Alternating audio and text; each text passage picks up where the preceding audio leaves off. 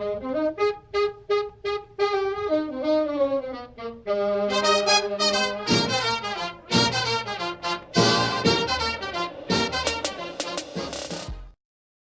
morning, everyone. This is Samuel with Team PhotoFrost, and today we're going to go ahead and do a demonstration video, tutorial video of Silhouette Studio 4.1. Now, this video is going to help everybody who's purchased a new Silhouette Cameo or Portrait. Okay, so right here, this is what it looks like once you open it up for the first time. You'll have this general layout just like I have here on the screen. Now what we're going to want to go ahead and do first is open our page setup icon, which is over here on the right side. The first thing we're going to go ahead and adjust is the size of the page. So we're going to go ahead and open up this icon right here and set it to letter. It may be on letter already, but we want to make sure that it is. And you'll see right there, width and height 8.5 by 11, orientation. And the cutting mat, we want to make sure that we don't have any cutting mat since there's no need for it, using our Icing sheets or our FlexFrost sheets with the Silhouette software. Also, what I'm doing here on the page setup is checking the show cut border. That's very handy so that you make sure you have all your images and cut lines inside of that red box. Anything on the outside, it will not print, nor will it cut. Okay, so since we're on the page setup, we're going to go ahead and adjust our registration marks.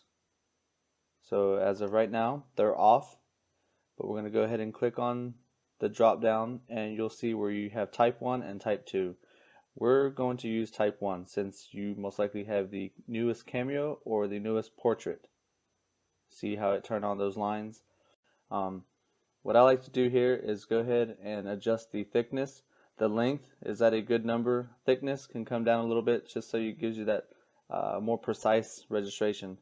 The inset, we can also adjust that, but just for anybody who's new at this, I would just leave it at the standard or at the default settings. It makes sure that all your registration marks are printed on the page every time.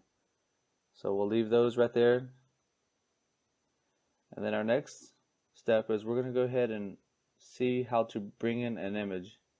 So you can either click on the folder icon, or you can also go to File and scroll down. You'll find Open File. Okay, now that you're searching for any of your images, I'm going to go ahead and pick this butterfly just for this example or tutorial. Okay, here's our butterfly.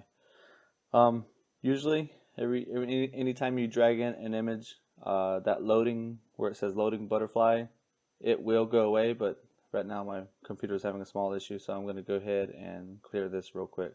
I'll drag it to the side, and I'll click on send over here real quick just so I can refresh it. There we go. Now back to design. Here we go. Okay, now it's gone. Here's our image. So right now what we're able to do is adjust the size, move it anywhere as we want, but right now how it is, we don't have any cut lines, so we need to go ahead and trace this image so we can actually be able to print and cut the image. Okay, our next step is to come over here to the right side where it says open the trace panel. And once we have that open, you'll see where you have the option to select trace area. And once we've clicked on that, we can go ahead and grab the image anywhere from the outside and hover over it with our left click on our mouse and trace the image. Now that we have it selected, we can go ahead and mess with some of these settings over here. Alright, now that we have our image traced, we can mess with the settings or the adjustments. So for this image, since it has dark colors, all we really have to do is adjust the threshold. We can raise that just so that we get a little more fine, crisp edges. What's I'm doing right now? You see, now that we have it filled in, and now what we can do is we can trace the outer edge. click on Trace Outer Edge. And there we go.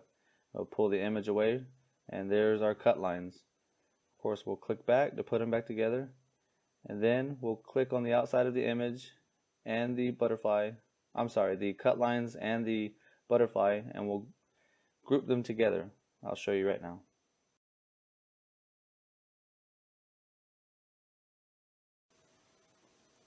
Okay, now that we've created our cut lines and grouped the cut lines with our image, we can go ahead and duplicate our image, but for this case it's the butterfly. So let's go ahead and do that. Okay, so what we can do here is we can go ahead and click on the image and then right click, and you can scroll down or you'll see the word duplicate. So that's what we're going to go ahead and do. So we'll do that right now. Okay, our next step is to size these down, up or down, so that they fit inside of the red box side by side, and we'll go ahead and fill the whole page. So what I'm doing right now is I'll grab both of the images, highlight both of the images, and I'll take them down a little bit just so they can fit side by side.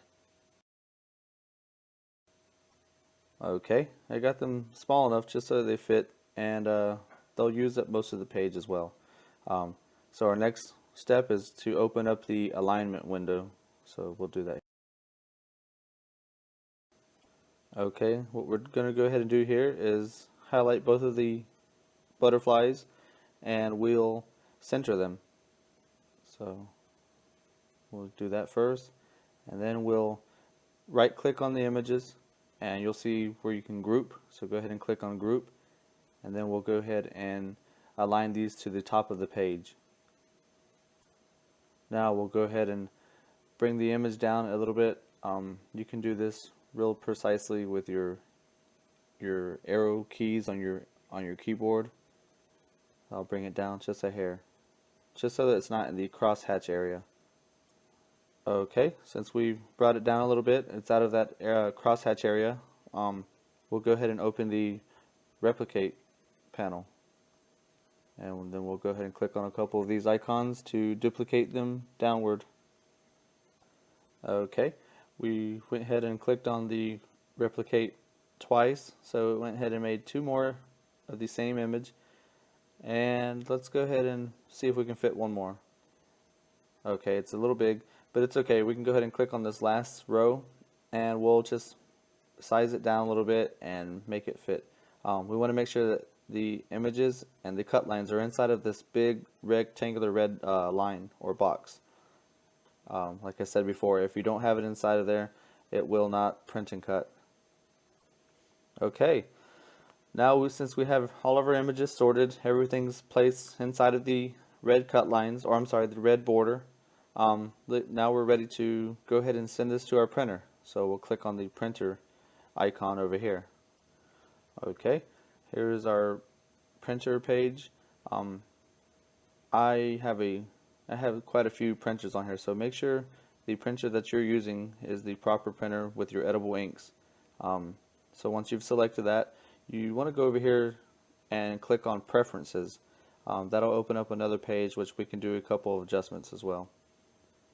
Okay, now that we have that preference page open, what I like to do is make sure that we have the proper size paper. So for this example, we're using 8.5 by 11 icing sheets, or 8.5 by 11 FlexFrost sheets, and you want to make sure you have that set up on the page size. Now as far as quality, we need to go ahead and change this to high. So once you click on that, you'll see where you have the adjustment to high quality. Alright. Okay, once you have everything adjusted, you can click on OK and print. Okay, now that it's sent the file to our printer, let's go ahead and let that print, and then we'll come back to how to load the icing sheet into the your cutter. Okay, so now that we've printed out our icing sheet, here's what it looks like. So what we're going to want to go ahead and do first is adjust our roller. When you get your new Cameo, you'll have to pop this lever down and unlock the little retainer right there and slide it over to the 8.5 by 11 position, which is the second arrow to the right of those two arrows. Lock it back down, and now we're ready to load our icing sheet in. Okay, So make sure that you load your page between the rollers or on the edges of the rollers. Okay, so right here what I'm showing is our cut blade needs to be centered on that top left registration mark. It's the black box that's printed on your icing sheet, and then you're good to go. You'll adjust it with the panel on the Cameo. Okay, now that we have printed our icing sheet out with all of our butterflies and the registration marks, we've loaded it into our cutter. Let's go ahead and click on send. Now that we're in send, we need to make a file for a new material. So for this example in particular, I'm going to go ahead and add new material type and create FlexFrost, which I already have, but I'll show you guys how to do that. So once you click on add new material type, you can name it, and then you can adjust some of these settings down here. Now for our FlexFrost, these are my preferences that work really well every time. So the blade level needs to be set at 2, the speed at 8, and the force at 14. And make sure you only have it set to 1 for passes. That basically means it'll cut twice on the same image, and if you do that, it will have a tendency to cut all the way through the backing page, and it makes it somewhat difficult to peel off your image from the backing. So set that at 1 pass.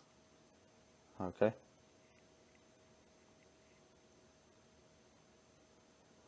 And once you have all that, since I already have this material already set up, I don't have the option to save, but you will. So go ahead and once you have the blade and all these settings, you can go ahead and click on save, and that'll be the material type that we are using. Okay. So material is FlexFrost, the action is cut, and we'll leave the tool as auto blade. Okay, and now all we have to do now is we'll come down here and adjust from automatic registration to manual registration.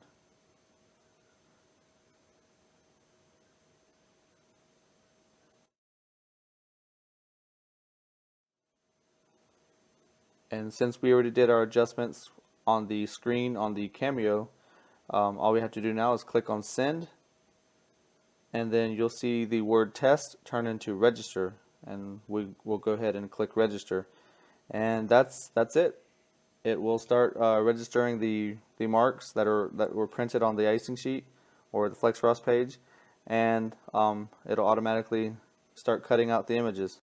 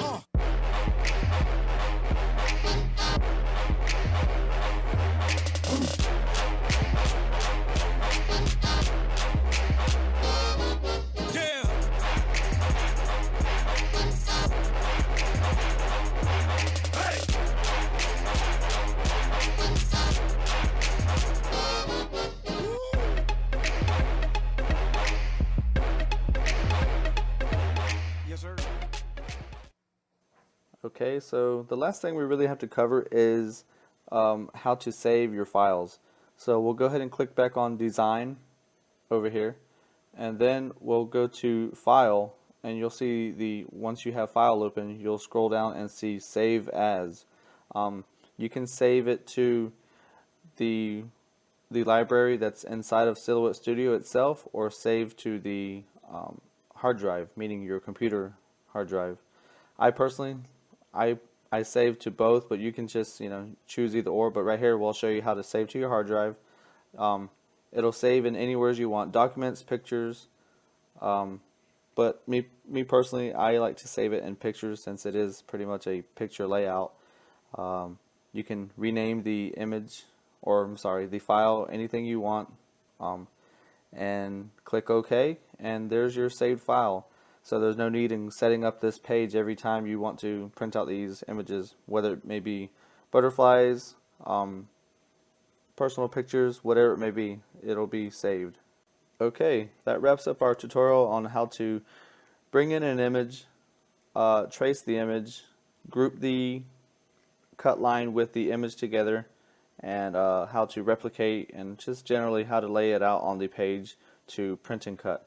On our next video, we will go ahead and show how to create circles for cookies, cake pops, even large tier cakes. We'll go ahead and show you how to make perfect circles every time, and how to center or adjust your images to fit inside of the circle. Guys, I hope this video was very helpful, and I will be talking to you very soon. Have a great day. Give 'em prayer hands, say what's up America. Half of you should know me, right? Other half a replica.